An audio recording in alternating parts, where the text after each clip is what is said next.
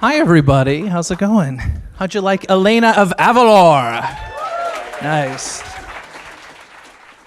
I had nothing to do with the show, so I'm gonna bring out the folks who have a lot of talent, and we'll talk with them for a little while. So, Jillian Rose Reed, Naomi, please come on out.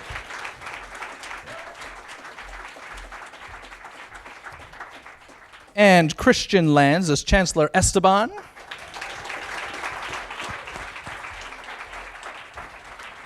And there's Jorge Diaz as Gabe.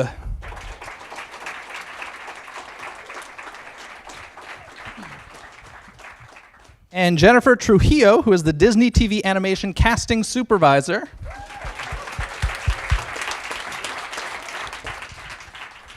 And Craig Gerber, the creator and executive producer of Elena of Avalor.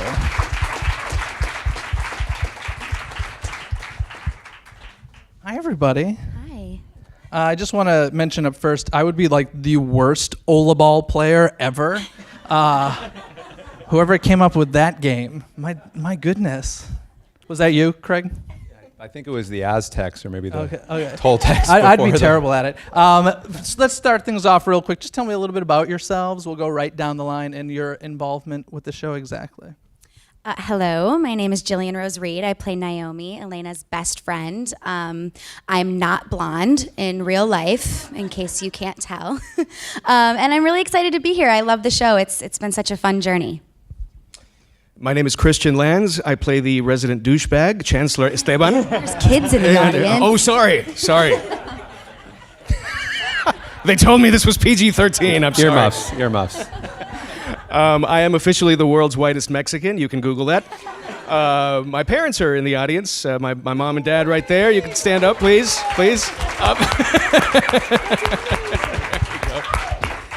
And throw it over to my buddy here. I'm Jorge Diaz. I play Gabe, who's Elena's royal guard, and he takes his job very seriously, but he's just like this 18-year-old goofball, and he's such a fun character, and I love being part of this and working with these amazing human beings who bring this to life, and the music in this is awesome, and I can't wait to meet your parents. I'm like, so, that's so cool. You have to do it afterwards. Yeah. I'm Jennifer Trujillo. I am a casting supervisor at Disney TV Animation, and I handle all the casting for Elena. And I am Craig Gerber. I'm the creator and executive producer of the show, occasional co-songwriter. Thank you. And I just want to say some of our crews here they've come out to watch and support us. So thank you guys. You guys, they make a great show. They make it happen. Excellent. Craig, can you start and tell us a little bit about the process of creating an episode? So from idea to finished product, how long it takes, and what the process is like. I'm sure it's a really simple question to answer. How much time do you have? Might take Let's get the almost abridged as long. version. It takes about 18 months to do an episode from start to finish. And so because that's such a long time, we work on multiple episodes at once. So we, at any given point when we're in the middle of the season, we'll have 12 episodes that are just in the midst of being written, and then many, many more that are in other stages. Right now, I think there are probably, because we're finishing season 1, we're starting the writing on season 3, and we're in the middle of we're working on all of season 2. So we have somewhere around 40 episodes, maybe 40, 35 episodes that are open. So on any given day, many of us will work on about 10 in different aspects of them. But to give you an idea, is like we get an idea now, especially from second season onward, when our story is becoming a little bit more serialized. We're telling a larger story about Elena as she goes from being a young crown princess, learning how to lead, to eventually becoming queen. We kind of have an idea to a degree of where we want to go with some of these characters. We figure that out. And then we have the writers come up with ideas for specific episodes and or themes for what the episodes could be, because every episode has a theme, and we kind of try to put them together. It's almost like a big jigsaw puzzle of where these characters are going, what would be a fun story to tell, entertaining for all ages. And so then we come up with some ideas for that. We write them up in these things we call springboards, which basically are kind of like Act 1, Act 2, Act 3. I go and I pitch it to network. I put on my top hat and my tails, and I go there and I do my song and dance. And I do it with Silvia Olivas, our head writer, and Elliot Bohr, our supervising director, and Pilar Flynn, who's here, our producer. They come and they help me do the dance. And then once a network is weighed in, we write a premise, they give us notes. We write an outline, they give us notes. We write a script, they give us notes again and again. And then we make an animatic. We board it. So we get the script locked, and then we record it with these fine people. We record the voices, and the storyboard artists draw to the voices while our designers design everything that the script that has needs. And then we put together an animatic, which is a black and white drawings all edited together of the show. Then we look at that, give that to networks so they can note it. We note it. Everyone notes it. And then we lock that and ship it off to our animation studio partners. Our primary studio is in Canada, and it goes there for about half a year, a little more. And we get it back in stages, and then we finally get it back, and then the network gets to watch it and note it again. And then we do the final ADR, and we do the music and post. Wow. Super simple. Yeah, really easy. So with this show, not only do you have to worry about consistencies within Elena of Avalor, but there's also a connection with Sophia the First, another super successful show for the network. What exactly is the relationship between those two characters, two shows, and how much fun is that to make sure all that works together? It's a big world. It's a big world, and we recently named the world after people on Twitter have been asking me what this world was for years, actually, and it finally got its name in Sophia. We call it the Everrealm. And so, that's like, hey, there's your name you've been asking me for, and of course no one responded. So I was like, okay, fine. I mean, I think the thing is the origin of Elena was that I was working on Sophia, and we were trying to introduce princesses from different backgrounds into the show as characters, to be very, to embrace diversity. And we were talking about, and being in the world of Disney princesses, where Sophia is visited by all the classic Disney princesses, or most of them. So, we've had Cinderella and Snow White. We have these crazy Disney princess cameos. And, it became very clear that there was a Latina Disney princess missing, And so I started thinking about, hey, well, let's find a way to introduce a recurring character in Sophia that was Latina, that was a princess. And the network kind of came back to me and said, well, what if we just did a whole other show about it? And I said, well, hold on a second. Let me think about that for a hot second. Okay. Yes, of course, yes. And yeah, so I was like, I know what to do. And I think I kind of had this sort of flash, which I never have. I usually have to go away and think of the good comeback, and then come back and hope whoever gave me the line is still waiting for me to say the comeback. But in this particular case of Elena, I'm like, it kind of hit me in a flash when we were first talking about it, that, oh, wow, what if there was this princess who had to rule her kingdom? Because it was really important that, that just like anyone, right? Your heritage is part of who you are, but it doesn't define all that you are. And so we wanted Elena to not just be defined by being Latina. We wanted her to, when you first hear about her character, to something really quick that you go, oh, okay, I see. She's a leader, she's a ruler, and she's Latina. And that was sort of, for me, the big thing that said, I see this show, I know where this show is going, what it should be. Nice. For the actors, how did you all first get involved, first hear about the series? Any fun audition stories? Of course, Jennifer, you can jump into the whole audition process there. Okay, I'll start. Okay. So I actually got the audition from my voiceover agency, and I was on set filming the show that I had worked on for the past couple of years called Awkward. And so when the audition came in, I was like, I don't even have time to go and record this in the booth. Like, I'm just going to have to do this on my iPhone. And I did, and I thought it was absolutely terrible, but I was like, I don't think that I can do anything else. I was on set. So I just kind of closed my eyes and hit send, and then when I found out that I was gonna be a part of the show, I went back and I listened to it, and I remember my mom and I were sitting there like, why did you get this job? Why? What did you do? This is not good. Jennifer, and so here I am. Why did she get the job? Yeah, actually, please. She's wrong. It was great. I mean, Jillian has such a unique sound to her voice that we heard that in the not so great quality audio-wise. Noted. Great. And we brought her in for a callback once she was a little bit more available, and then she, cinched it. I actually remember you guys being like, do you want to hear your audition the first day of recording? And I said, no. I'm okay. I know what it sounds like. We've heard worse, I promise. Christian.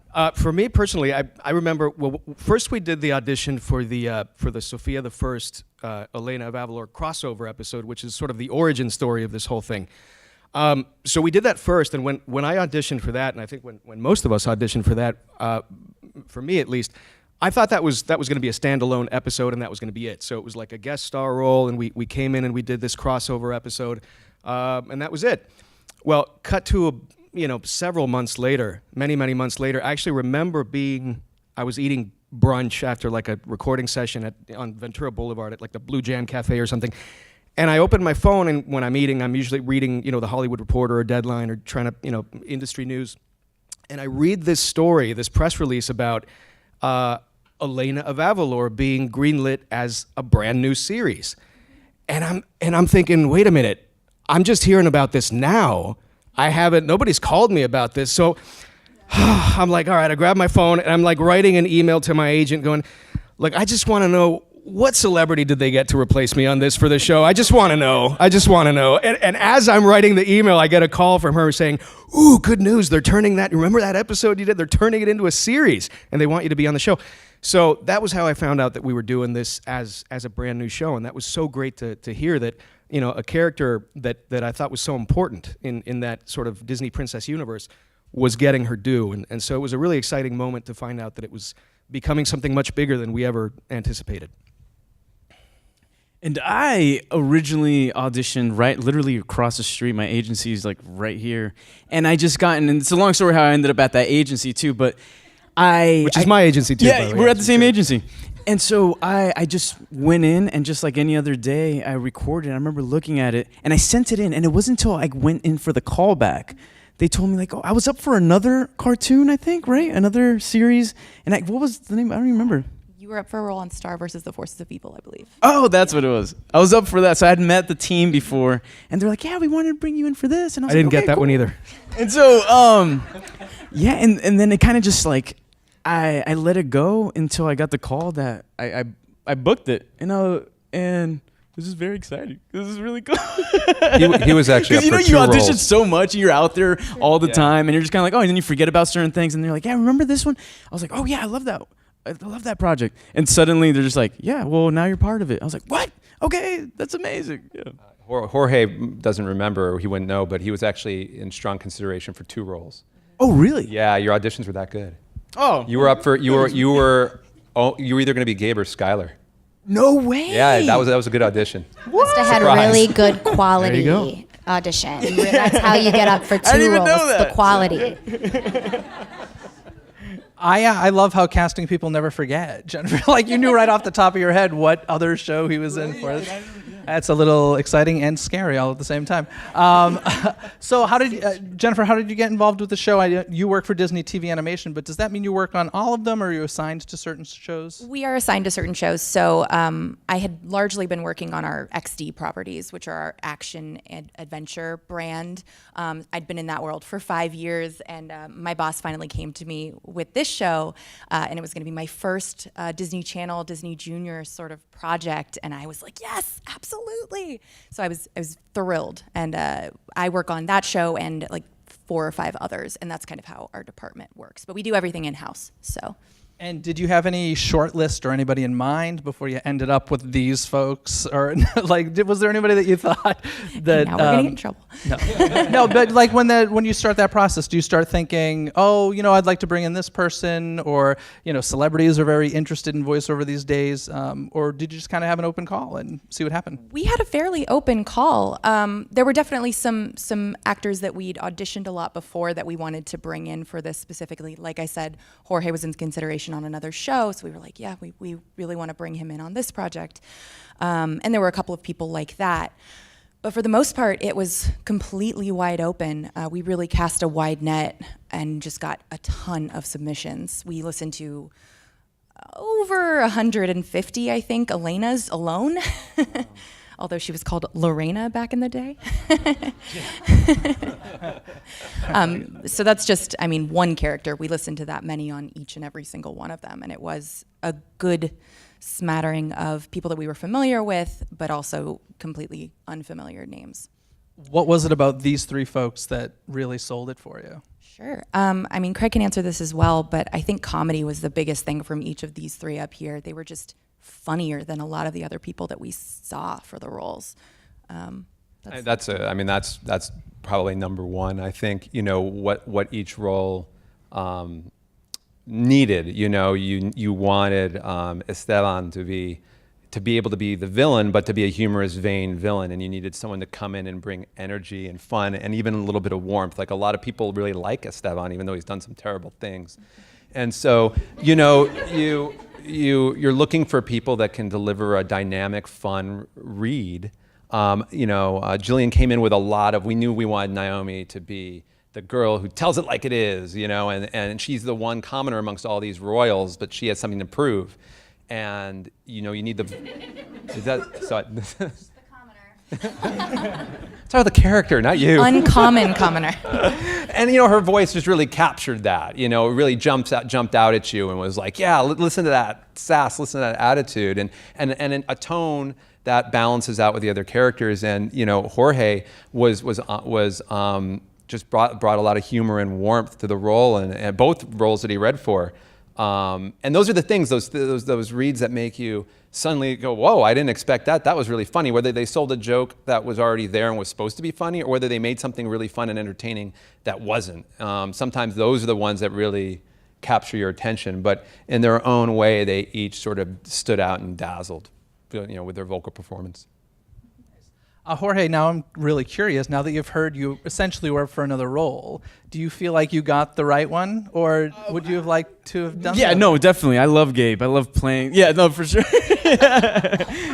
I'm like, whatever you guys want me to do. Carlos is listening. No, but yeah, no, I've had so much fun doing it. I was just in there yesterday, like doing some ADR for upcoming episodes, and it's just like I could go in my pajamas if I want to. You know what I'm saying? It's like, it's cool, and I've always wanted to do this kind of work, and I never thought I would be able to, and it's just grateful to be part of it. Yeah. That actually leads to my next question. Jillian and Jorge, you have a lot of on-camera credits, mostly on-camera credits. So how was animation something you always wanted to get into? How did this come about, and why did you guys look into on-camera? I mean, it seemed primarily on-camera work for you guys. So yeah, I think I've wanted to do animation or just voiceover work even more so than on-camera theatrical work, which is, because in elementary school and like in high school, I always do like funny voices and just with your friends, and they would always tell me like, yeah, you should do cartoons. And I had no idea how to get into voiceover, and like no idea. But what's so crazy, it's really interesting. And sometimes when you kind of want to say like, yeah, your thoughts don't become things, like, is it you're attracting what you're thinking? But look how crazy this is. I had never met people that do voiceovers in a period of a month. In summer, it was like 5 years ago. During the summer, I met 3 people that do voiceover work. And then one couple, it was a husband and wife couple, and he was a choreographer, and so was his wife, but her niche was like voiceover. That was like her bread and butter. And they told me like, oh my God, yeah, you should take classes, you should do this.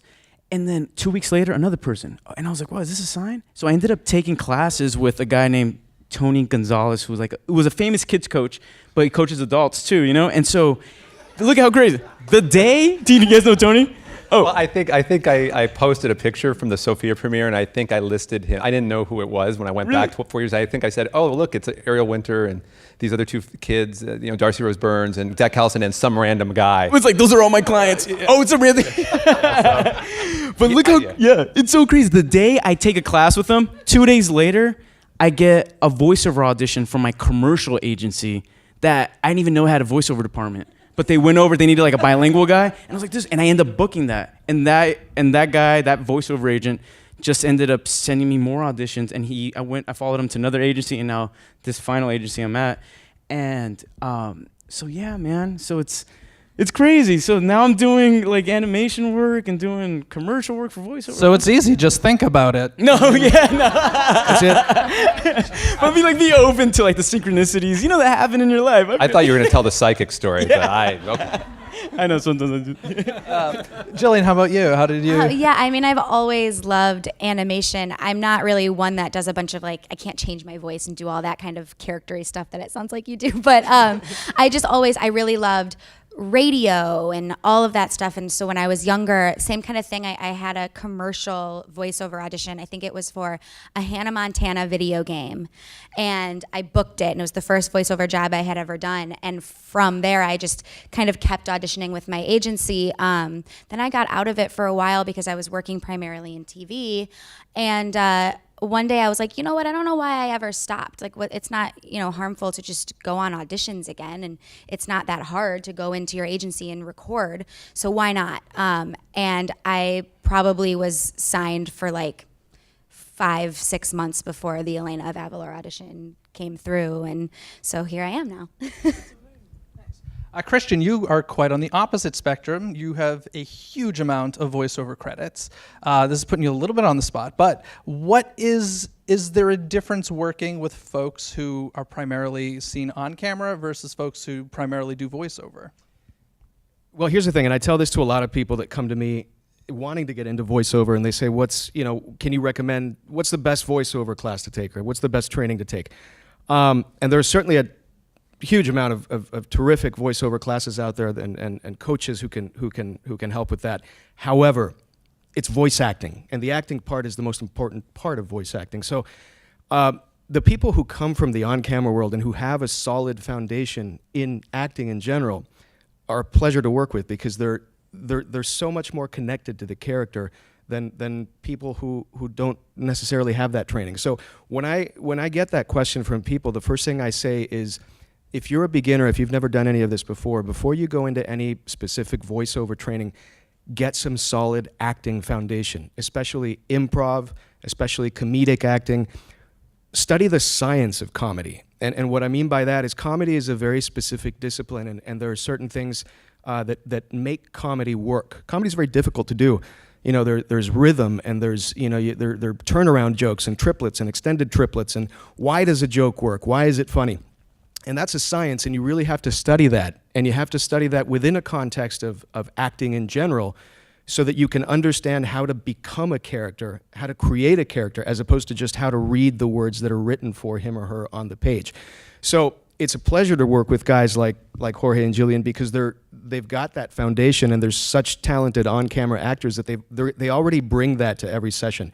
So that's my, that's kind of, I don't make recommendations that often, because every career is different. You just kind of have to do what works for you. But if I were to recommend anything to anybody trying to get into this business, is get a solid foundation in acting in general, and then migrate into voiceover and bring that with you, so that you can knock it out of the park like these guys do every time.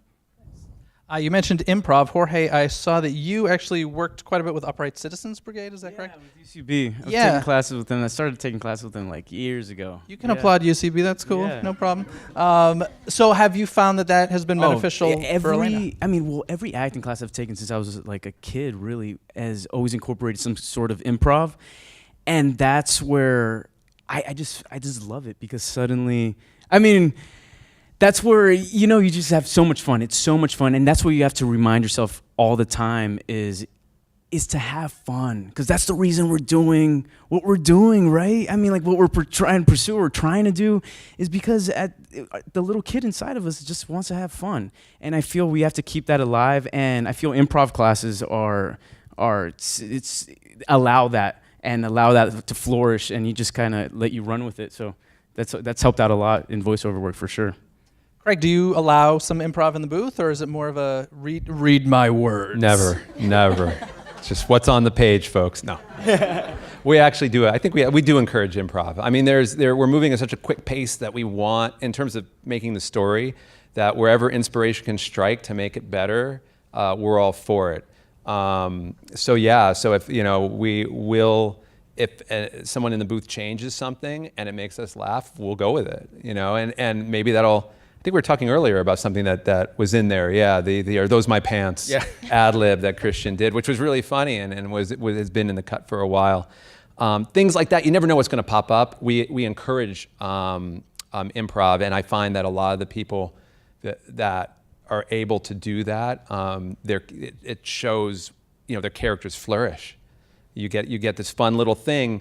You get something that no one ever expected, because we're trying to nail a story, and yes, we're trying to have comedy in it. but then you can plus it along the way. It's the same thing that our story artists try to do and our directors try to do. So yeah, it's great. It's always great fun. We try to have fun in the booth, always. Christian, in addition to this mega successful voiceover career, you were an architect for a long time? Well, not anymore, but I used to. But that was what How did you go from architect to VO? Back in 2004, I actually moved from Mexico to the U.S. here, working for an architecture firm, and much to the delight of my parents, I'm sure I decided to do this for a living, and to play make-believe instead of the architecture career, which they so gracefully paid for. But I kind of fell into the on-camera acting. Was always something that I wanted to do. It's a very long story, but I sort of fell into on-camera acting as a hobby while I was working in the architecture field. And the first thing I ever booked, I booked one on-camera commercial, and literally that evening, I called and I put in my 2 weeks notice to the architecture firm. And I said, thanks so much, I'm gonna go do that now. And it was, if I look back on it now, it was a very reckless thing to do, but it worked out. Because I've been doing this full time since 2005 now, so it's worked out, and thank you. But stay in school. Get the degree first, and then go do this. So that was it was a kind of. But you know what? But it really helps to come in from a different perspective, because it just allows you to have a more rounded education for really anything in life. So it has actually helped out in many ways. Nice. Yeah. Now, in Elena of Avalor, there's a lot of singing, and I believe you all sing your own parts, yes? Yeah. Jennifer, what is, when it comes to casting, that's like a double whammy, right? How much do you look into that originally, or is it more like, let's see if we can find the character first, and then let's see if they can sing, and if they can't, we'll figure it out? It's a little bit of both, and Craig can speak to this as well. Specifically with Elena, when we were casting that role, that was always going to be a huge part of her character. So when we had Amy and other actresses that we were looking at, we had her actually come in and sing a full song. I was listening back the other day, and Amy sang a Jason Robert Brown song. It was so funny. But for some characters, we do make sure that that's a part of the very early audition process. For others, when we don't know whether they're going to be singing right off the bat, or if it's a possibility down the line, we can just have a conversation with the actors or with their representation and just ask, are they comfortable with this? Is that something they're open to doing down the line? As roles come up throughout the series, we've been doing a lot more singing with our guest cast, so we will include that when we're asking for submissions on those as well. A lot of what I do is I'll just ask, sing your favorite Disney song, because that's just, that's a pretty good treasure trove to pull from, so, or your favorite Disney villain song sometimes. So, anything else you want to add to that? If it's Disney and a princess, there will be singing. And so you just got to know when you send in that audition for she'll tell you, but if you're a recurring character, you will sing. And we prefer everyone to sing themselves in whatever shape or form their voice comes in. And science can usually handle the rest. They do have, you have to be able to sing. But we will stunt sing, we will cast a stunt singer if we absolutely have to, but luckily with this group we don't have to. And I think everyone up here has sung a song, multiple songs actually, and will again. They will again. And they're going to do a live performance for you right now. A 1, 2, 3. I don't know about you. When I went into the audition and they asked, "Can you sing?" and I didn't know what the extent of the show and what the quality of the show was going to be. I was like, for a cartoon, yeah, I can sing. And then I hear Amy, who plays Elena, and then I hear Amy in the first episode sing, and I just went, "Oh, you mean like that? Oh, no, I can't do that at all. I can't do that at all." But no, but they were very great. They're so great in the music that they write is so spectacular, and they know what your abilities are and your limitations, and they really write songs that work for you. So I felt really comfortable singing for this show, even though at first I was, after I saw the quality of some of the people that you included, but it worked out, and it felt so comfortable. I don't know about you, but yeah, I was super nervous because that's one of my phobias, like singing. I mean, I could do like karaoke and stuff, but then once I heard Amy's voice, I'm like, are you kidding me? She has like, it's like, sounds like Ariel. I was like, and I was like, I don't know if I could do this. But it was, I was telling them jokingly, I was like, yeah, I'm gonna be the only like Disney character, like auto-tune, sound like the rapper T-Pain. He's like, like Gabe's auto-tunes. But it turned out okay.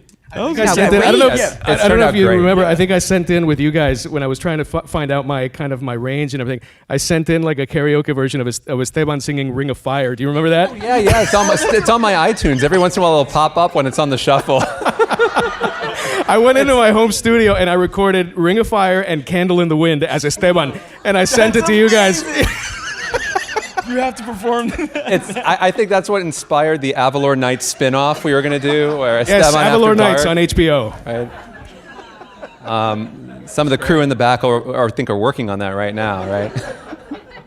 Jillian, what did you sing for an audition? I didn't. They just trusted me when I said that I could.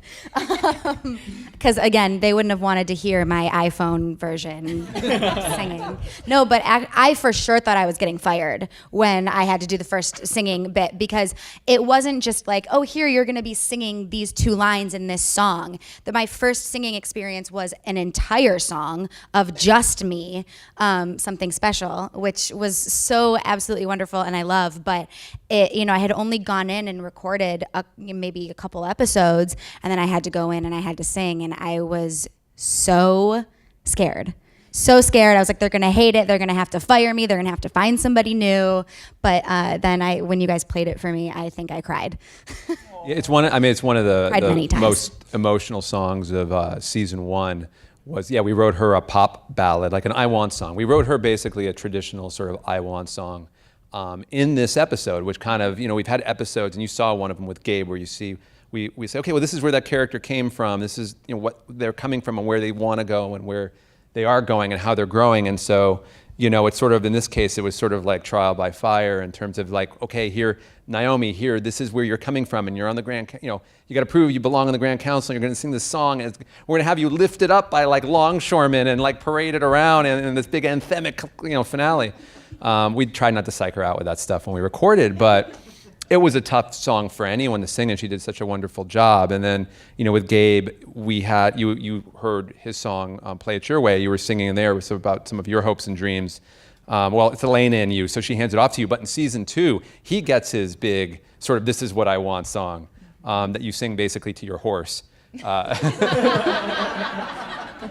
actually, the director of that episode is here, Rob Pratt. Is one of our episodic directors.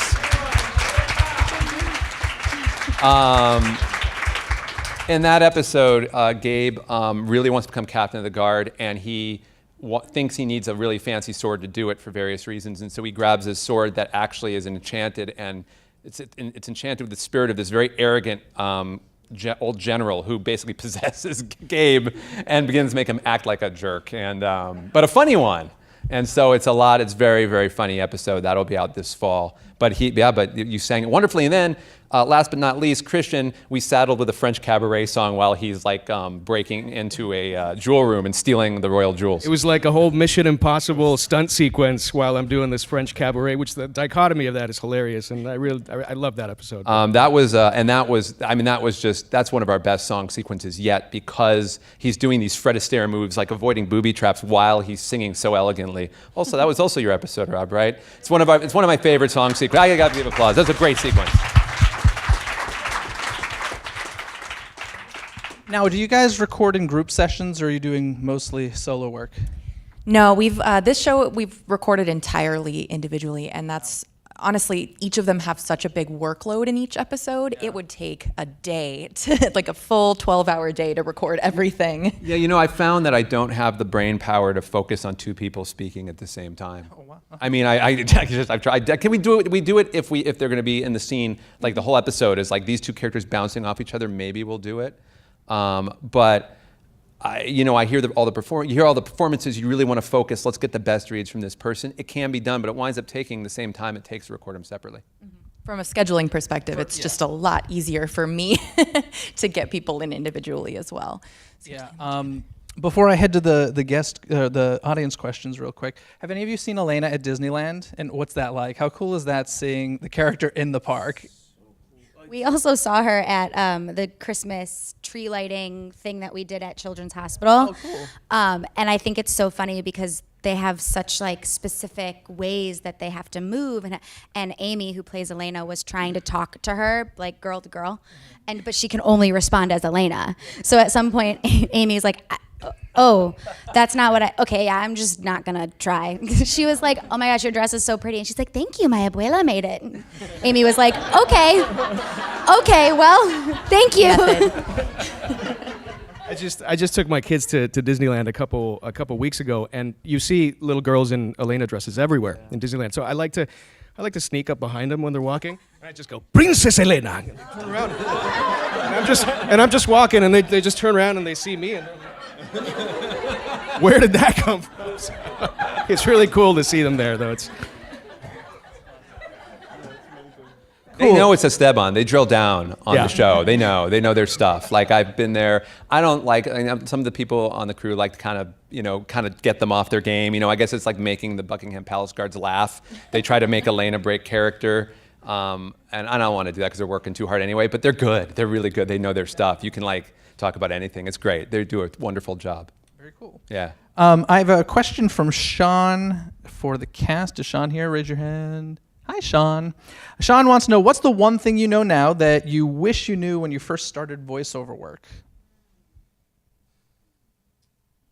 Someone go first. It's not me. Well, maybe just to emphasize what I said earlier about like reminding myself to have fun at the core, because you could. I think when they're listening to auditions, I know auditions where I've kind of just like not cared. I mean, not care enough to like not care. You know what I mean? Just to have so much fun and remember, like what Christian was saying about bringing your own something that you would do for on-screen acting, for theatrical acting, make it as real as possible, and just completely have fun. Because I used to get so nervous and so stressed out, and be like, oh, did they call me back? Oh no! What?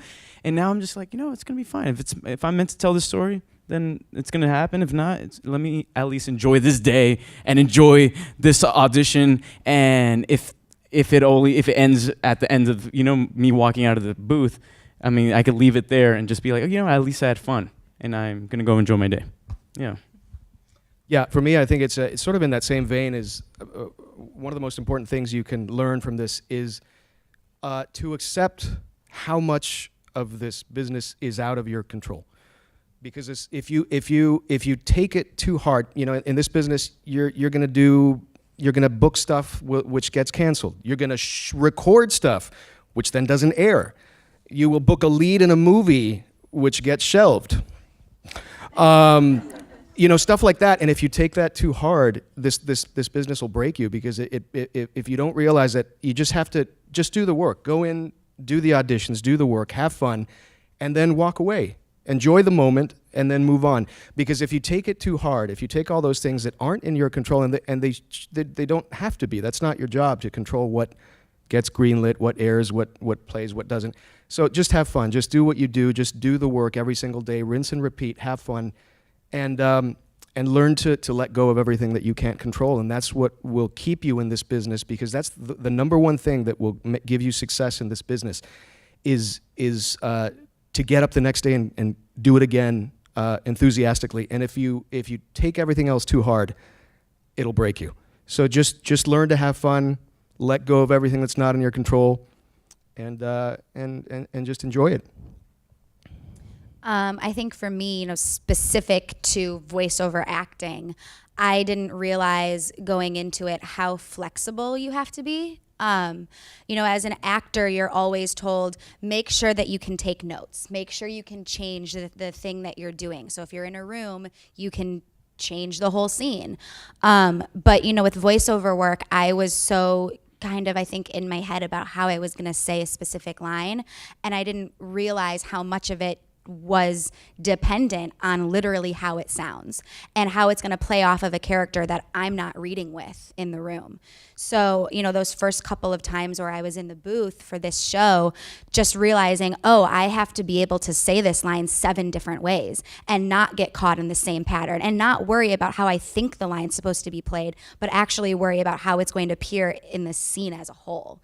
So, if you're trying to get into voiceover acting, I think that's probably a good skill to practice, is just being flexible and being open to change and being open to listening to someone else's interpretation of your work, because that doesn't really happen on traditional sets. A director's not supposed to give you a line read, but we do in voiceover because it has to sound a certain way. Do I have time for one more? Cool. I'm going to wrap things up here with a question from Nikki, a question for Craig. Nikki, you here? Nikki, hi, Nikki.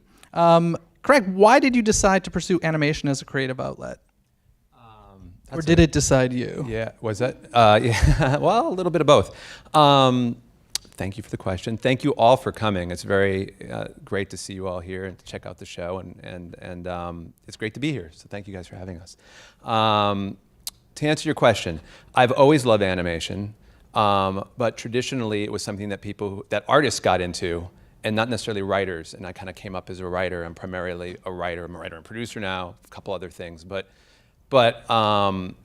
that sort of animation would have writers, but it would be built on the boards and sequences. That's traditionally how it worked. And then sort of post Pixar, there seemed to be around that time, and maybe not just because of them, but around that time, there was sort of a more of a script-driven approach. Yes, it would get on the boards and then sequences would shape it, but they were definitely relying more upfront, at least, on writing and scripting. And so when that happened, when I started to see animated movies that actually I thought, oh wait, wow, that I could actually see myself writing a script like that. It got me really excited, and yet I was still working on the live action side of things, and it really took sort of getting the opportunity to getting a break. Even after I'd gotten my live action writing break and I was working as a live action screenwriter, I got a break doing some writing at Disney Toon Studios at Disney, and they were the division of making the Tinkerbell movies.